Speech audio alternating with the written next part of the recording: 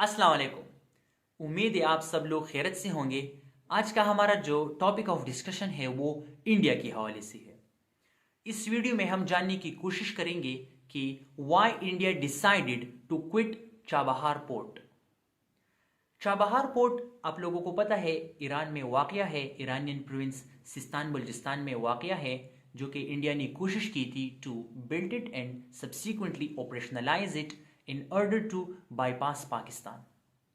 Chabahar port के पीछे जो स्ट्रेटेजिक लॉजिक थी, जो स्ट्रेटेजिक थिंकिंग थी, वो ये थी कि इंडिया जो है वो will enter to Afghanistan through Chabahar port in Iran and then subsequently to Central Asia through Afghanistan.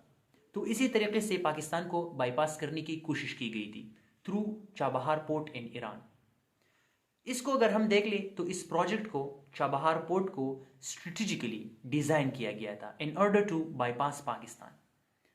But what we will discuss today, या इस वीडियो को का जो महवर है वो ये है कि इंडिया ने क्यों डिसाइड किया to quit Chabahar port in Iran. अगर मैं इसको एक ही सेंटेंस में आप लोगों के लिए सम अप करूं तो that would be that it is a classic example of how economic pragmatism succeeds strategic ambitions. By strategic ambitions मेरा मतलब ये है कि एज आई mentioned कि चाबहार पोर्ट के पीछे जो फिलॉसफी थी, जिस उस पोर्ट को जो स्ट्रेटेजिकली डिजाइन किया गया था वो क्या था, टू बाईपास पाकिस्तान। लेकिन यहाँ पर इकोनॉमिक प्रेगमेटिज्म से क्या मुराद है and how it leads to abandonment of Chabahar port on the part of India. आप लोगों को पता है कि Trump threatened to impose 25% tariffs on those countries who are engaging or exchanging with Iran. Trump ने धमकी दी थी कि जो भी ईरान से तिजारत करने की कोशिश करेगा, जो भी ईरान से इंगेजमेंट जारी रखेगा, उस पर मैं जो है और उस पर United States of America 25% additional tariffs लगाएंगा। आप लोगों को पता है कि India is already under severe strain. Trump already imposed 50% of tariffs on Indian goods to the US market. तो इसी तरीके से इकोनॉमिक प्रेगमेटिज्म इंडिया को जो है ना वो अलाउ नहीं करती in order to continue its engagement with Iran, और जिसका जो स्ट्रेटेजिक पिलर था ईरान इंडिया रिलेशन का वो चाबहार पोर्ट की सूरत में था। अगर हम इकोनॉमिक प्रेगमेटिज्म को मजीद जो है ना डिस्कस करने की कोशिश करें तो I would like to share some statistic with you people. अगर हम इंडिया और यूनाइटेड स्टेट्स की जो बायलैटरल ट्रेड है, जो दो तरफा तिजारत है, so that is more than 170 billion annually. It's a huge chunk of trade. On the other hand अगर हम ईरान और इंडिया की बायलैटरल ट्रेड या दो तरफा तिजारत की बात कर रहे एनुअली, तो that is less than $2 billion.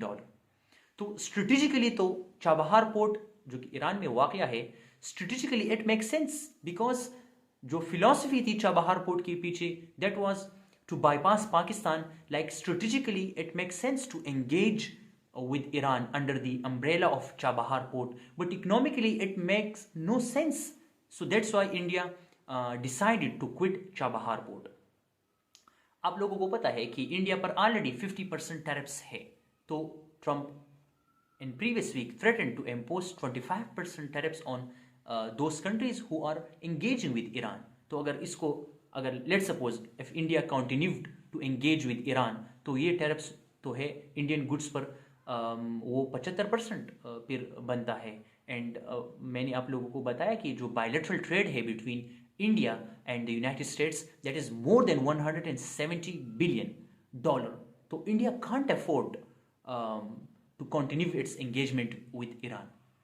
तो इसको अगर मैं आप लोगों के लिए सम अप करूं कि why India decided to quit Chabahar port in Iran, तो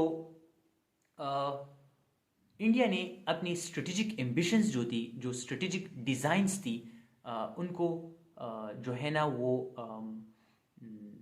डीप्रियोरिटाइज किया, उनको जो है ना वो अपनी प्रायोरिटी लिस्ट से निकाला। और इंडिया ने क्या चूज़ किया? इंडिया ने इकोनॉमिक प्रेगमेटिज्म को चूज़ किया। इंडिया ने कोशिश की थी इंडिया ने कोशिश की इस डिसीजन की तहत कि in order to ensure its robust access to the US market, and for that India ने ईरान को अबंडन किया। इंडिया ने ईरान की जो पोर्ट है चाबहार पोर्ट को उसको अबंडन किया, at least for the time being.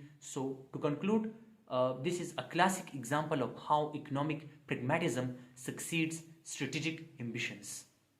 Thank you so much.